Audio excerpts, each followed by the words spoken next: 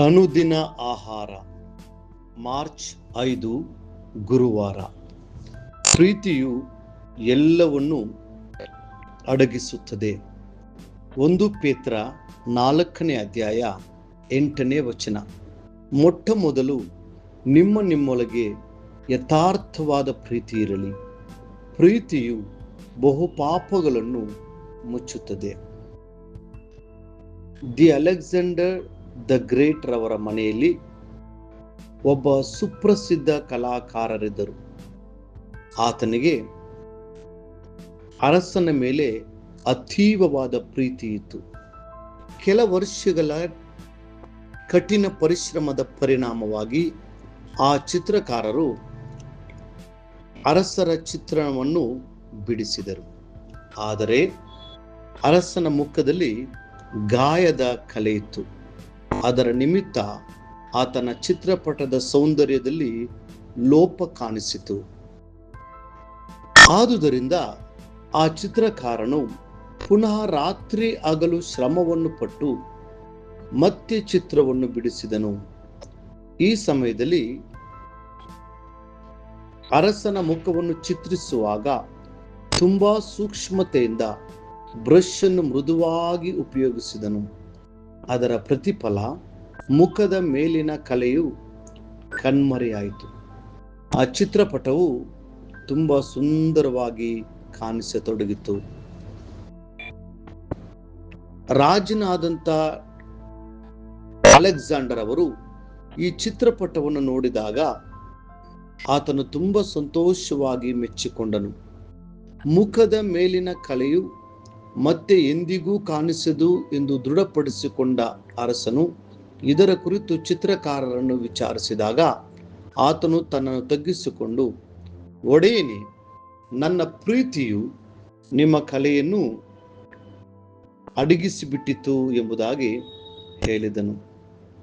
ಹೌದು, ಪ್ರೀತಿಯು ಅನೇಕ ಕಲೆಗಳಿಂದ ಕೂಡಿದ ಪಾಪಗಳನ್ನು ಮುಚ್ಚಿ ಹಾಕುತ್ತದೆ.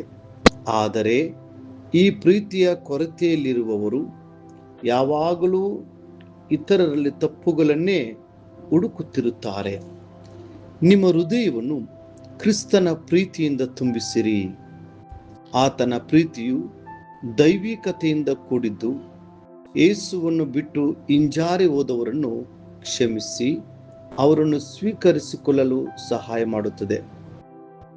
ಸತ್ಯವೇದವು ತಿಳಿಸುತ್ತದೆ, ಪ್ರೀತಿ ಬಹು ತಾಳ್ಮೆಯುಳ್ಳದ್ದು. ಪ್ರೀತಿ ದಯೆ ತೋರಿಸುವುದು. ಪ್ರೀತಿಯು ಹೊಟ್ಟೆ ಕಿಚ್ಚು ಪಡುವುದಿಲ್ಲ, ಹೊಗಳಿಕೊಳ್ಳುವುದಿಲ್ಲ, ಉಬ್ಬಿಕೊಳ್ಳುವುದಿಲ್ಲ. 1 ಕೊರಿಂಥ 13ನೇ ಅಧ್ಯಾಯ 4ನೇ ವಚನ. ನಿಮ್ಮ ಹೃದಯದಲ್ಲಿ ಇತರರ ಮೇಲೆ ದ್ವೇಷ, ಜಗಳ ಮತ್ತು ಕಹಿತನ ಬರುವಾಗ ನೆನಪಿನಲ್ಲಿಡಿರಿ, ನೀವು ದೇವರ ಪ್ರೀತಿಯ ಕೊರತೆಯಲ್ಲಿದ್ದೀರಿ ಎಂದು ಅರ್ಥ.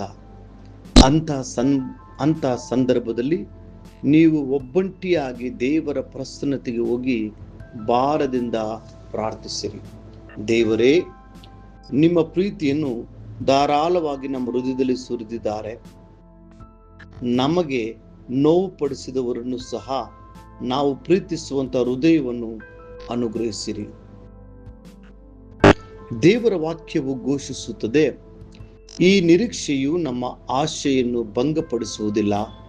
ನಮಗೆ ಕೊಟ್ಟಿರುವ ಪವಿತ್ರಾತ್ಮನ ಮೂಲಕವಾಗಿ ದೇವರ ಪ್ರೀತಿ ರಸವು ನಮ್ಮ ಹೃದಯದಲ್ಲಿ ಧಾರಾಳವಾಗಿ ಸುರಿದಿದೆಯಲ್ಲ. ರೋಮಪುರದವರಿಗೆ 5ನೇ ಅಧ್ಯಾಯ 5ನೇ ವಚನ.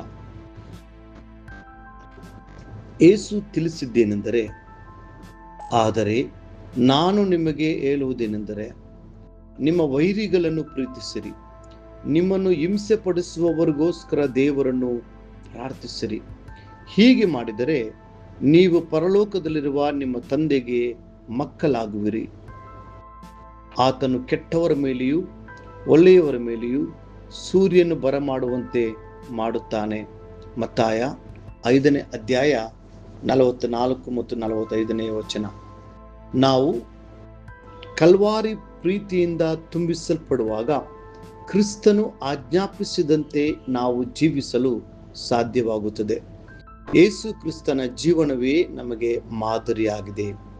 ಆತನು ಶಿಲುಬೆಯಲ್ಲಿ ನೇತು ಹಾಕಲ್ಪಟ್ಟ ಸ್ಥಿತಿಯಲ್ಲಿದ್ದರೂ ತನ್ನನ್ನು ಹಿಂಸೆ ಪಡಿಸಿದವರಿಗಾಗಿ ಪ್ರಾರ್ಥಿಸಿದನು. ಓ ತಂದೆಯೇ, ಅವರಿಗೆ ಕ್ಷಮಿಸು, ತಾವು ಏನು ಮಾಡುತ್ತಿದ್ದೇವೆ ಎಂಬುದನ್ನು ಅರಿಯರು ಎಂಬುದಾಗಿ. ಲೂಕ 23:34 ಪ್ರಿಯ ದೇವರ ಮಕ್ಕಳೇ, ಇತರ ಜನರ ತಪ್ಪುಗಳನ್ನು ವೈಭವೀಕರಿಸಬಾರದು. ದೈವಿಕವಾದ ಪ್ರೀತಿಯು ನಿಮ್ಮ ಕುಟುಂಬಗಳನ್ನು ಆಳ್ವಿಕೆ ಮಾಡಲಿ. ಮುಂದಿನ ಅಧ್ಯಯನಕ್ಕಾಗಿ ದೇವರ ವಾಕ್ಯ. ಕ್ರಿಸ್ತ ಯೇಸುವಿನಲ್ಲಿದ್ದಂಥ ಮನಸ್ಸು ನಿಮ್ಮಲ್ಲಿಯೂ ಇರಲಿ. ಪೌಲನು ಫಿಲಿಪ್ಪದವರಿಗೆ ಬರೆದಂಥ ಪತ್ರಿಕೆ 2ನೇ ಅಧ್ಯಾಯ 5ನೇ ವಚನ. ಈ ದಿನ ಓದುವ ದೇವರ ವಾಕ್ಯ.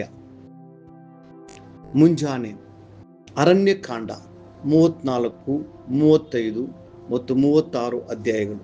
ಸಂಜೆ ಮಾರ್ಕನು ಬರೆದ ಸುವಾರ್ತೆ 9ನೇ ಅಧ್ಯಾಯ 30 ಮತ್ತು 30ರಿಂದ 50 ವಚನಗಳು. ಕರ್ತನು ನಿಮ್ಮನ್ನು ಆಶೀರ್ವದಿಸಲಿ.